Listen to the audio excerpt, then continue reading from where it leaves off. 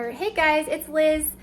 Today I want to show you how to take your dried sliced oranges and turn them into a beautiful garland. So you can really get creative with whatever you like to do with these, but they just look so beautiful. So we spent the last day drying the oranges, and I will link that video below here for you. It's pretty simple. All you need is either a food dehydrator, which I don't have, so we used our oven on its lowest setting.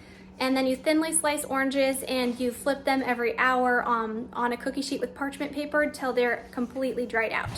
So it actually took us about 5 hours to complete that, and then pretty easy. It's just you have to be around to flip them and set a timer. What you'll need for this is a needle. We're just gonna use a regular sewing needle today.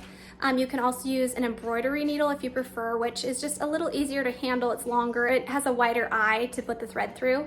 And you can use regular white sewing thread if you like. As extra thick is probably better. And what I'm gonna use today actually is something I saw recommended, white waxed floss. And so the white floss that I have, I'll show you in just a minute, it is very strong. And so we're gonna use that, tuck it in the sewing needle, and it's just really strong, and it's going to hold these together in a garland, all right? Be sure to like this video if you enjoy it, and subscribe for more handicrafts and homeschool videos. Okay, so making these oranges into a garland is so easy because this needle goes through them without any kind of breaking, and I'm using this waxed floss, which has a really nice strong thread to it. You could just use regular sewing thread if you didn't have that floss, but I just like it because look at how much thicker it is and stronger, much less likely that it would break. You can see an example also of how nicely this slides on that floss without any sign of breaking either the floss or the orange. So we're going to basically be threading each piece, starting on one side, going to the other, and then slowly pushing it down the floss as we go till it's the length that you want.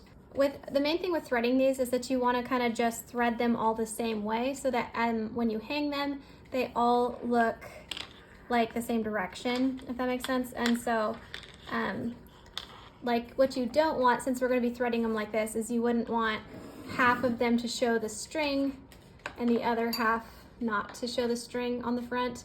You want to mostly just see that beautiful orange slice there. So continuing with this one that I started right here, we will go ahead and poke the orange, going down into it, pulling it out the back, and then coming across somewhere over here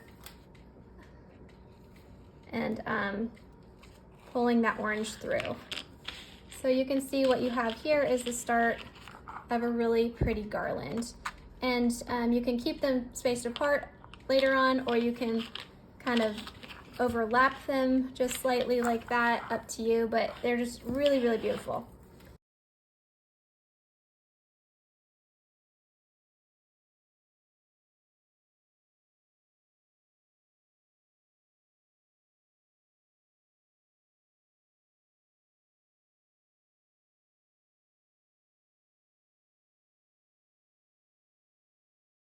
And as I need more floss, it's still attached to this container here, so I can pull that out and push these oranges down to give me more room.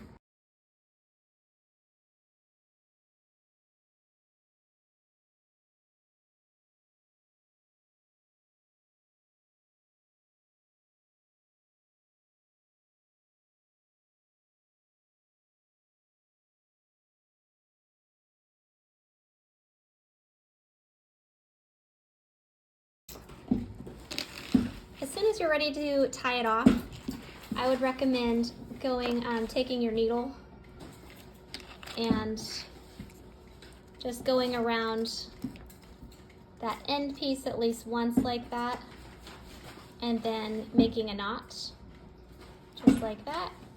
If you want to go around one more time to secure your knot, that's probably a good idea too. And then you have this beautiful orange garland here that you can take and you can see, you can hang it on any windowsill area, and it's beautiful and ready to be used.